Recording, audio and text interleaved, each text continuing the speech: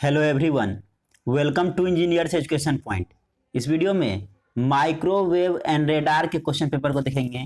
ये एग्ज़ाम 15 फरवरी 2024 को कंडक्ट करवाया गया है state board of technical education Bihar के द्वारा।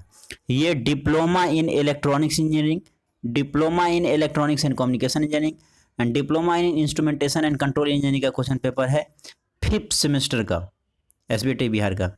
चलिए क्वेश्चन की ओर चलते हैं।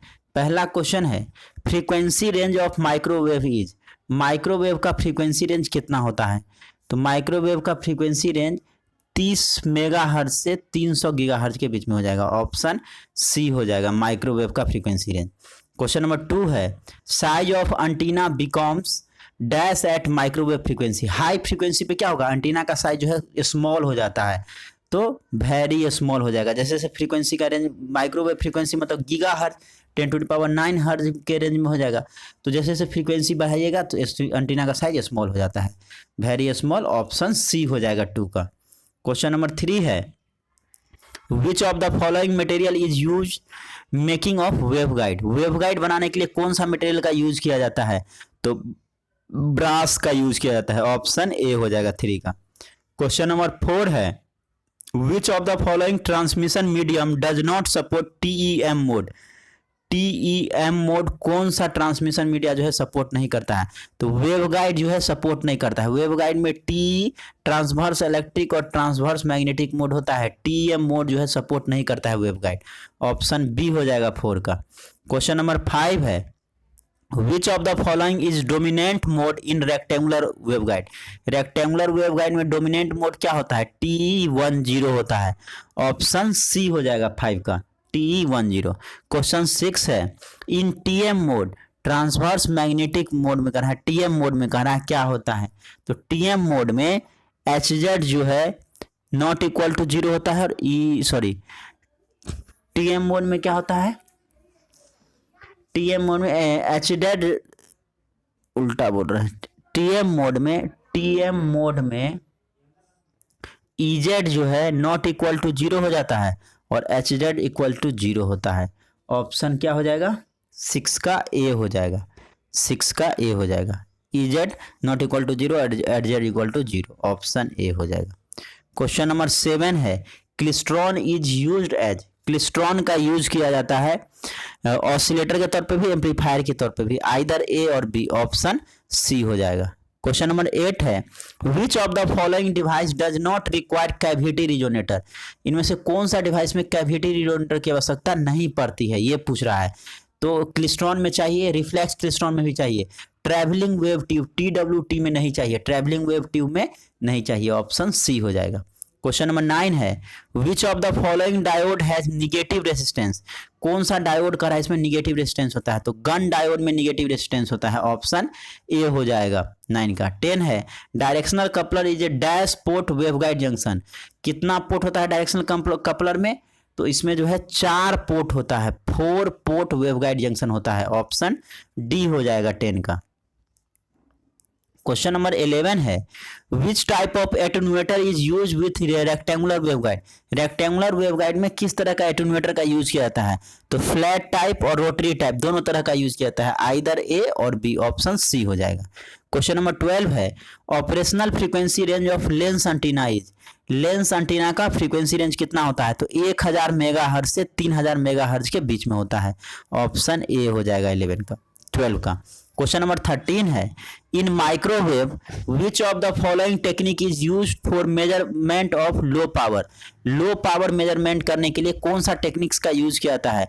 बोलोमीटर की मदद से लो पावर को मेजर किया जाता है। 13 का ए हो जाएगा बोलोमीटर। क्वेश्चन नंबर 14 है if P in and P out are input power and output power respectively then attenuation in dB is called to। तो एटेन्यूएशन पूछ रहा है, तो एटेन्यूएशन इन डीबी क्या हो जाएगा? 10 log 10 P out बट्टे P in, P out बट्टे P in, 10 log 10 P out बट्टे P in। ऑप्शन सी हो जाएगा, 14 का सी हो जाएगा। क्वेश्चन नंबर 15 है value of VSWR lies between. Voltage standing wave ratio का जो वैल्यू होता है वो कहाँ से कहाँ तक होता है? 1 to इन्फिनिटी के बीच में होता है। 15 का बी हो जाएगा 1 to infinity। क्वेश्चन नंबर 16 है primary parameter of transmission line is. Primary parameter क्या होता है? तो रेसिस्टेंस होता है, कैपेसिटेंस होता है, कंडक्टेंस होता है। तो आर हो जाएगा मीन्स रेसिस्टेंस। ऑप्शन ए हो जाएगा 16 का। क्वेश्चन नंबर 17 है radar is used in. Radar का यूज रिमोट सेंसिंग में भी किया जाता है, एयर ट्रैफिक कंट्रोल करने के लिए किया जाता है, सर्विलियंस के लिए किया जाता है, निगरानी पर्पज से।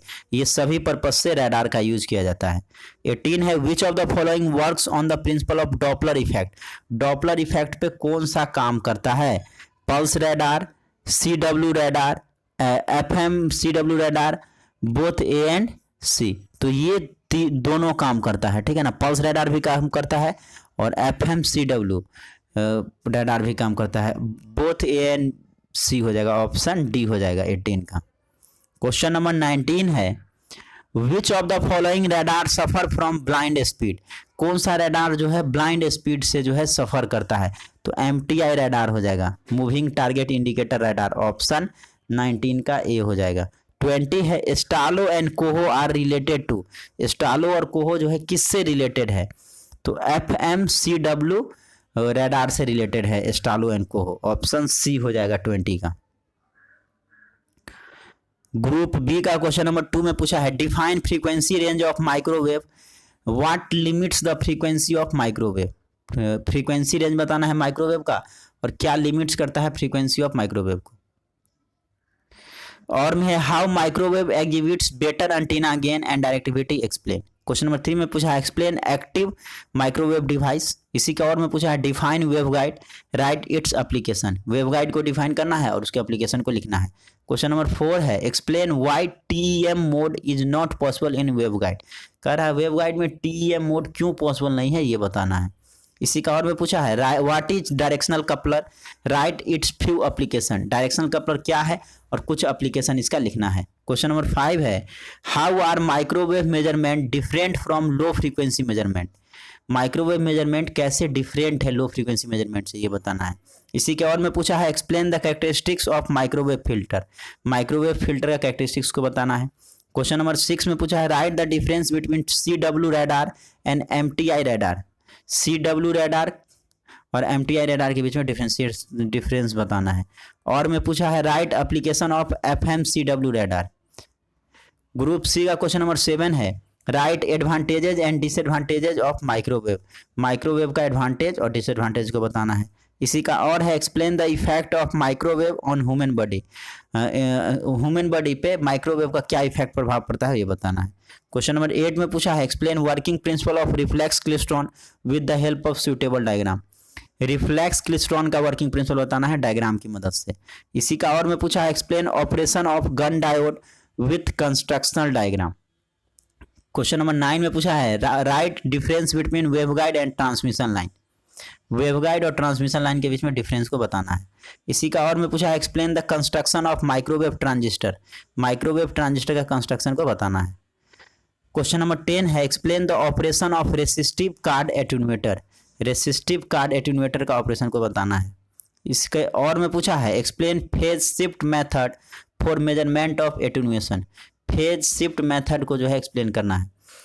क्वेश्चन नंबर 11 है draw block diagram of MTI radar and explain it's working principle.